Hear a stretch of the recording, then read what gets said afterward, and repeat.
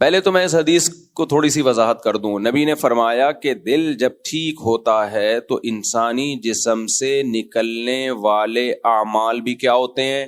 ٹھیک. دل جب خراب ہوتا ہے تو جسم سے نکلنے والے اعمال بھی کیا؟ خراب.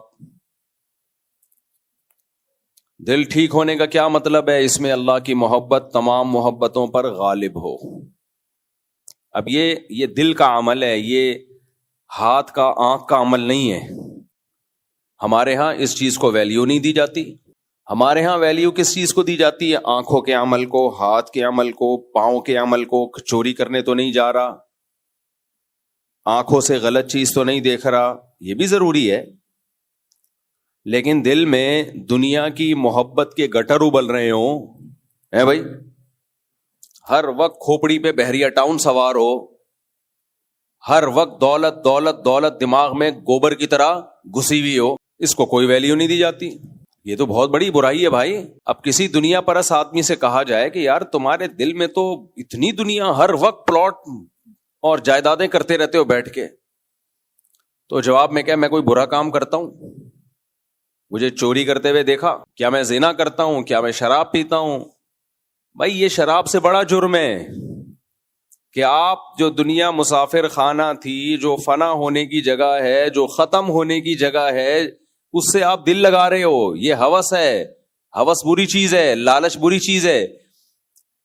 ٹرین میں آپ سفر کر رہے ہو اور سیٹوں سے محبت کر لو کہ بھائی بہت اچھی سیٹیں ہیں، اور سلیپر میں سفر کر رہے ہو اور برتھ سے آپ کو محبت ہو جائے، تو یہ حماقت ہے یا نہیں ہے؟ ہمارے حضرت ایک شعر پڑھا کرتے تھے، ارے یہ کیا ظلم کر رہا ہے کہ مرنے والوں پہ مر رہا ہے.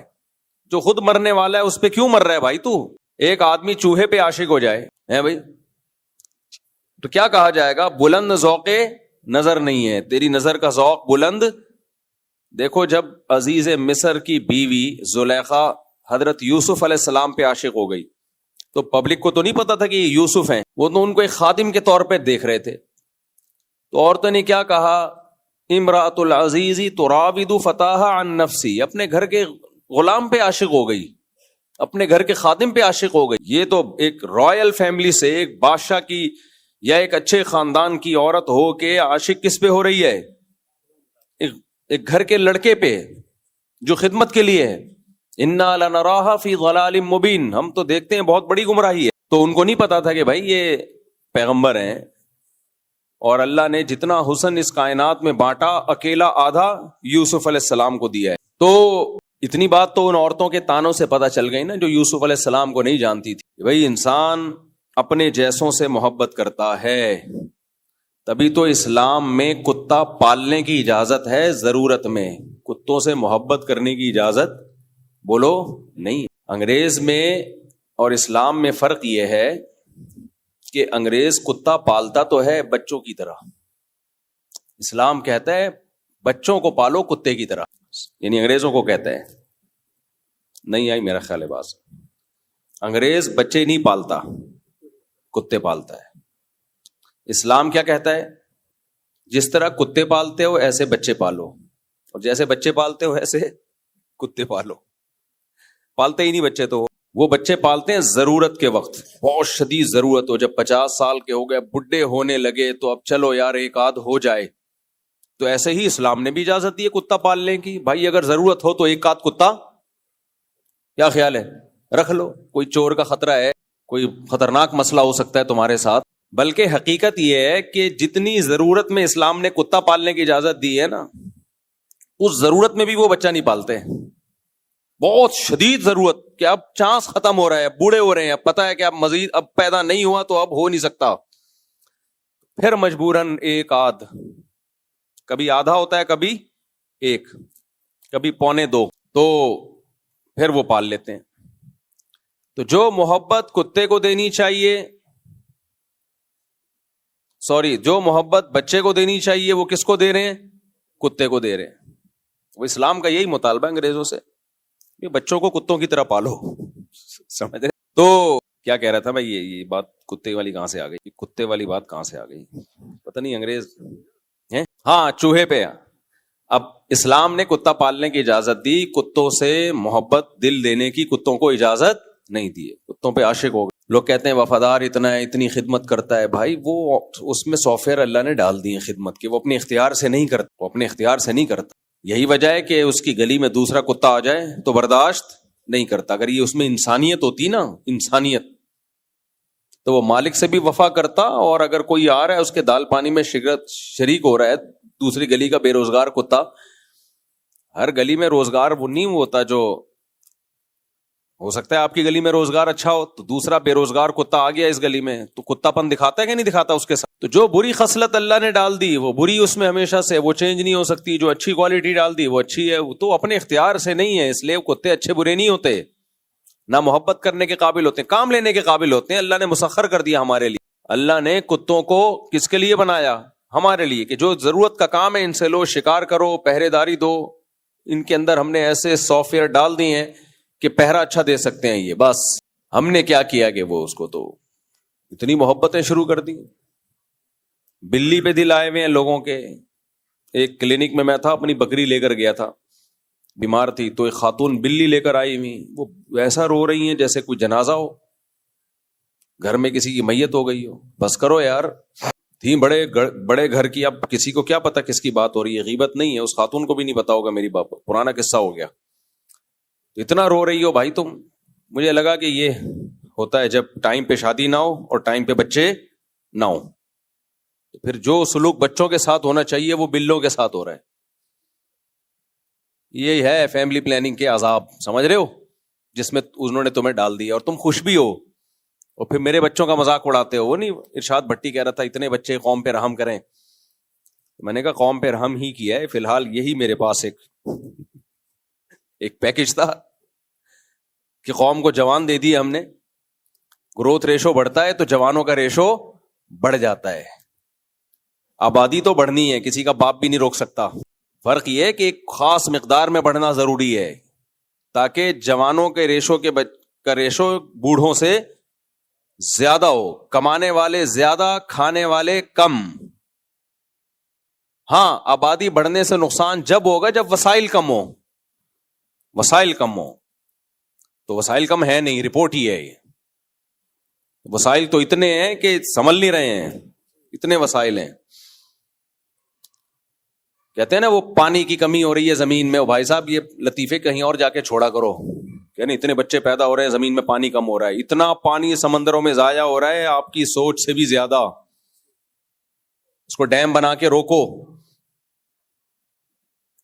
کوئی کہیں بھی کسی قسم کے وسائل کی کہیں بھی کمی نہیں ہے. یہ منجن بہت پرانا تھا، باہر کی یونیورسٹیوں میں یہ منجن نہیں بیچا جاتا. یہ یہاں پرانا سڑا ہوا مال جو بک رہا ہے نا یونیورسٹیوں میں، وہاں یہ منجن بک رہا ہے. وہ ایک دفعہ ہمارے ریٹائر سپریم کورٹ کا بیان آیا تھا نا کہ اتنا پانی زمین سے ہم نکال رہے ہیں اور بچے اتنے پیدا ہو رہے ہیں تو یہ تو ختم ہو جائے گا پانی. تو لوگوں نے کہا مفتی صاحب دیکھو کیسی کیلکولیشن کی ہے، تو کچھ قوم پہ رحم کرو، آپ نسل روک لو، اتنا پانی زمین سے نکل رہا ہے. میں نے کہا بھائی صاحب کبھی بھی دنیا میں تحقیق ایسے نہیں ہوتی کہ اتنا پانی نکل رہا ہے. جا کتنا پانی رہا ہے اور اس میں سے نکل کتنا پانی رہا ہے. جاتے میں کا نہیں بتا رہے کہ اتنا جا رہا ہے. جو بارشوں سے جا رہا ہے وہ بہت زیادہ ہے، اور وہ جو دریاؤں میں ضائع ہو رہا ہے سمندروں میں وہ تو بہت سے بھی زیادہ ہے. تو اس کو روک لو. اللہ جب انسانوں کو پیدا کرتا ہے تو اس کے لیے رزق کا انتظام بھی تو کیا ہے نا اس نے. اب وہ تو لنگر بانٹ رہا ہے بارشیں برسا کے، آپ ہی کا پیالہ نہیں ہے، آپ ہی کا ڈیم نہیں ہے. بھائی آپ کے بچے تھے 15-20، حکومت نے گاڑی بھیجی کہ یار لنگر بانٹو. اس کے 2 بچے ہیں، اس کو 2 تھیلیاں پکڑاؤ، اس کے 10 ہیں، اس کو 10 پکڑاؤ. اب وہ تھیلیاں پھینک رہے ہیں، آپ کے پاس کوئی ٹوکرا ہی نہیں ہے اس کو کیش کرنے کے لیے، وہ ضائع ہو رہا ہے سارا.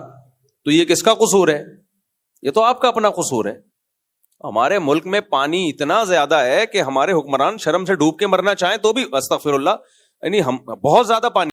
ایک تو میرے منہ سے بعض دفعہ غلطی سے غلط چیزیں نکل جاتی ہیں، یہ کہہ رہے ہیں وہ نکلتی صحیح ہے. خیر، تو حکمرانوں کو ہم کیا برا کہیں، ہم خود بھی تو ایسے ہی ہیں. ہمارے حضرت فرمایا کرتے تھے کہ یہ جو ہم صبح شام کہتے ہیں نا وزیر اعظم غلط، صدر غلط، فلانا غلط، ڈھمکانا غلط، فرمایا کہ ہمیں تھوڑے دن کے لیے حکومت دے دی جائے ہم میں سے کوئی بھی فرعون سے کم نہیں نکلے گا. وہ تو ابھی اختیارات ہیں نہیں فرعون والے, سمجھ رہے کہ نہیں, ابھی ہے. غریب آدمی کیا ظلم کرے گا, اختیارات ہی نہیں ہے. جہاں اختیارات آئے, جن کے پاس آتے ہیں تو وہ فرعون بنتے ہیں. ابا کا جب انتقال ہوتا ہے تو بہن کی وراثت چٹ کر جاتے ہیں. یہ یاد رکھو, جو 1 روپے کھا رہا ہے 1 ارب بھی وہی کھاتا ہے, اور جو 1 روپے 1 ارب نہیں کھاتا وہ 1 روپے بھی نہیں کھاتا. چوری میں یہ کبھی نہیں دیکھا جاتا کہ یہ چپل چور ہے یا یہ بینکوں سے ڈکیتیاں کرتا ہے. چور کو چپل چرانے کا موقع ملے وہ چپل چرائے گا, اس کو بینک میں ڈکیتی کا موقع ملے وہ بینکوں میں ڈکیتیاں کروڑوں اربوں روپے لے کے لوٹے گا. اس لیے ایماندار لوگوں میں یہ نہیں ہوتا 1 روپے کی حفاظت کرتے ہیں, یہ 1 کروڑ کی حفاظت کرتے ہیں. جو کرتے ہیں وہ 1 کروڑ کی کریں گے, جو نہیں کرتے وہ جو 1 روپے کی بھی نہیں کرتے. تو دل جو ہے, دل اللہ نے ہمیں حکم دیا کہ اس دل کو غلط استعمال مت کرو. دل کا استعمال کیا ہے؟ سوچنا, جگہ دینا, محبت یا نفرت. تو اس دل کو کنٹرول کرنے میں کیا چیز ہے؟ سب سے پہلے محبت. تمام محبتوں میں اللہ کی محبت سب پہ غالب, بھاری ہو. جانا اس کے پاس ہے بھائی جس کے پاس جانا ہے. لوگ سعودی عرب کمانے کے لیے جاتے ہیں, امریکہ کمانے کے لیے جاتے ہیں, بیوی بچے ان کے یہاں ہوتے ہیں, تو کیا اپنی جگہ سے رشتہ توڑ دیتے ہیں؟ وہ کہتے ہیں یار ریٹائرمنٹ کے بعد جانا ہم نے کہاں ہے, وہیں جانا ہے. تو منزل پہ کبھی سمجھوتا نہیں کرتے وہ. دوسری بات, اس دل میں دنیا مردار کی محبت نہ ہو. اس دل میں حسد نہ ہو, کسی سے بغض نہ ہو, کینہ نہ ہو. کینہ کسے کہتے ہیں؟ بغض تو مطلق نفرت. بغض ایک ایسی چیز ہے پیدا بھی ہوتا ہے ختم بھی ہو جاتا ہے. کینہ کسے کہتے ہیں؟ کینہ کا مطلب ایک دفعہ کسی کے دل میں نفرت بٹھا لی, بس اب نکال نہیں رہا اس کو. اس نے معافی بھی مانگ لی, وہ ٹھیک بھی ہو گیا, اس کے احسانات بھی سامنے آ گئے. نہ جی, آپ کو بس ایک دفعہ اس سے آپ نے نفرت, جیسے کینہ مشہور ہے نا اونٹ کا. اونٹ جب کسی سے نفرت کرتا ہے وہ نفرت ختم نہیں کرتا. کہتے ہیں 10 سال بعد بھی اس بندے کو دیکھے گا نا تو اس پہ حملہ کرے گا. ایسے ہی بہت سے لوگ بھی ہوتے ہیں جن کے دل میں کیا ہوتا ہے؟ کینہ. ایک دفعہ کسی سے کینہ بیٹھ گیا دل کے اندر, بس نہ ختم ہونے والا نفرتوں کا سلسلہ شروع. یہ اچھی عادت نہیں ہے.